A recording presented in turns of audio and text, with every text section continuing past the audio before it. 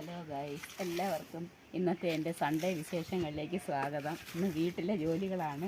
വീട്ടിലെ പറമ്പെല്ലാം നല്ല കൃത്യമായിട്ട് വൃത്തിയാക്കി എല്ലായിടവും വൃത്തിയാക്കി.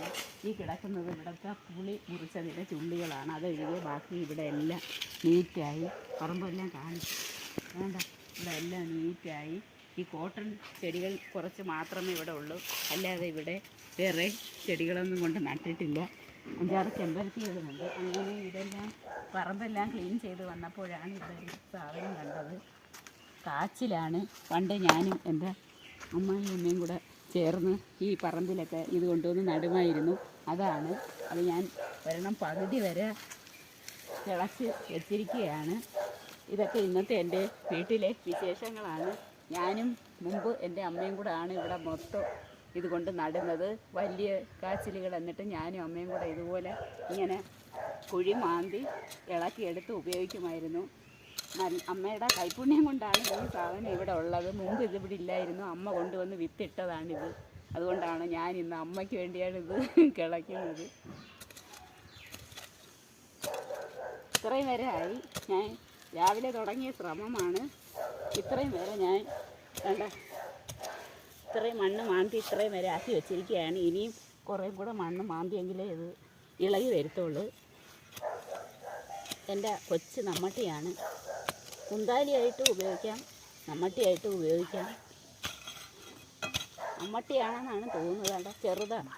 എന്താ ഇതാകുമ്പോൾ എനിക്ക് കുനിഞ്ഞൊന്നും ഒരുപാട് കിളയ്ക്കണ്ട. സൗകര്യാർത്ഥം വാങ്ങിച്ച് വെച്ചതാണിത്. ഇതിനകത്തുനിന്ന് ഇത് പൊക്കിയെടുക്കണം. അതിന് എനിക്ക് മോൻ്റെ സഹായം വേണ്ടി വരും. ഇത്തിരിയൊക്കെ ഇതിനകത്ത് വെട്ട് കൊണ്ടിട്ടുണ്ട്. ആ ജോലിക്കാരടുത്ത് പറഞ്ഞതായിരുന്നു കിളച്ച് തരാൻ, പക്ഷെ അവർ ചെയ്തില്ല. അത് കാരണമാണ് ഇത്രയും പാട്. കണ്ട ഒരു ജീവി അങ്ങനെ പൊട്ടിക്കരുത്. വീഡിയോ എടുക്കണം. കണ്ടോ, ചെറിയതാണ്. ചെറുതൊരെണ്ണം അങ്ങനെ കിട്ടി. ഇതാണ് ഇന്നത്തെ കറി വയ്ക്കാനാണ്. ഇനി ഒരെണ്ണം കൂടെ ഉണ്ട്. അടുത്തതും കൂടെ ചെത്തി എടുക്കട്ടെ. നമ്മളെ വീട്ടിൽ ഉണ്ടാകുന്ന ഫലങ്ങൾക്ക് അതിൻ്റേതായ ഒരു സ്വാദാണ്. ഇച്ചിരി പാടാണ് കിളച്ചെടുക്കാൻ. ഇത് വലിയ അത്ര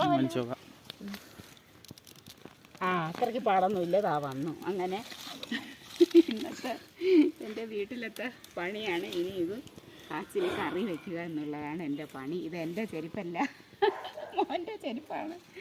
എൻ്റെ കാലിൽ ഇത് പാകമല്ല. എന്തായാലും പരിപാടി കഴിഞ്ഞു കൂട്ടുകാരെ. ഇനി ഇത് കൊണ്ടുപോയി കറി വയ്ക്കാം. ഇത് സ്റ്റോപ്പ് ചെയ്തു. അങ്ങനെ പിഴുത് കൊണ്ടുവന്ന കാച്ചിൽ കുറച്ച് ഭാഗം എടുത്ത് കറി വയ്ക്കുകയാണ്.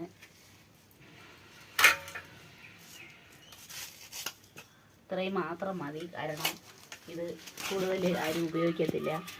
അതുകൊണ്ട് ഇത് ഇടത്തൂരെല്ലാം കളഞ്ഞ് നല്ല കിടിലൻ സാധനമാണിത്. ഇങ്ങനെ കട്ട് ചെയ്ത് കൊച്ചു കഷ്ണങ്ങളാക്കി ചെറിയ ഒരു കറി. അത് കഴിഞ്ഞിട്ട് തോരൻ വയ്ക്കണം. ഇതല്ല, ക്യാരറ്റും ബീൻസും കൂടെ തോരൻ വയ്ക്കണം. തൊലിയെല്ലാം കളഞ്ഞിട്ട് വൃത്തിയായിട്ട് കഴുകണം. ഇതിൻ്റെ തലപ്പറ്റം ഈ ഭാഗമാണ് നമുക്ക് കട്ട് ചെയ്ത് വീണ്ടും നടാം. അപ്പോൾ ഇതുപോലെ വീണ്ടും കിട്ടും. അടുത്ത വർഷം വീണ്ടും നമുക്ക് ഉപയോഗിക്കാം.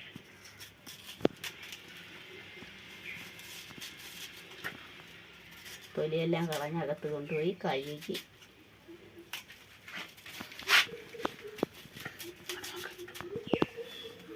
കണ്ട. ഞാനിവിടെ ഇരുന്ന് ഇതെല്ലാം ശരിയാക്കുന്നു. ഇനി ഇതങ്ങ് കളയട്ടെ ഇതിൻ്റെ തോല്.